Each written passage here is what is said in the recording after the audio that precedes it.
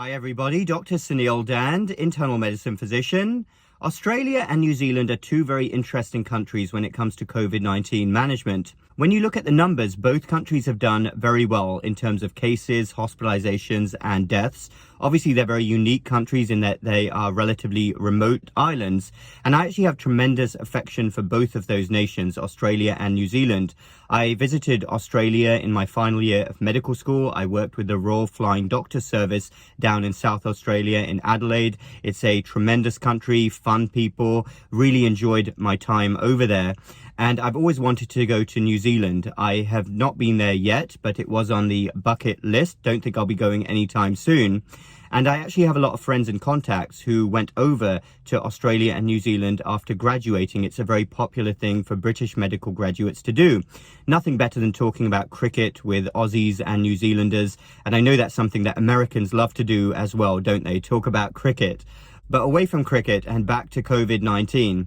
Australia and New Zealand are following what we call aggressive elimination, or what some people call zero COVID strategies.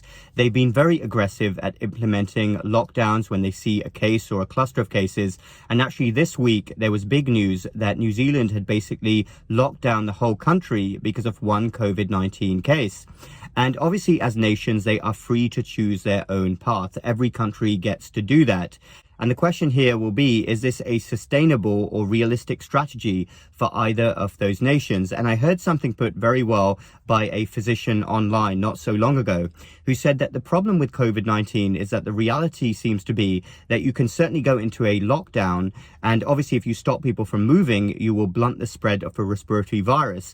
But the reality appears to be that whether you come out of the lockdown in 2 weeks, in 2 months, or several months, whenever you do that, cases will start creeping up again. That's what we're dealing with here with a respiratory virus. And many countries, including the United Kingdom, have already openly said that zero COVID is impossible. There is no path to a zero COVID world.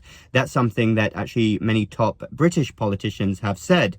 And the other interesting and unique place that Australia and New Zealand finds itself in is that they were fortunate enough to not have COVID-19 sweep through their countries even before a vaccine. So they actually have minimal or very little natural immunity either. They are wanting to vaccinate as many people as they can, as quickly as they can now, everybody eligible, and I certainly hope that strategy works for them.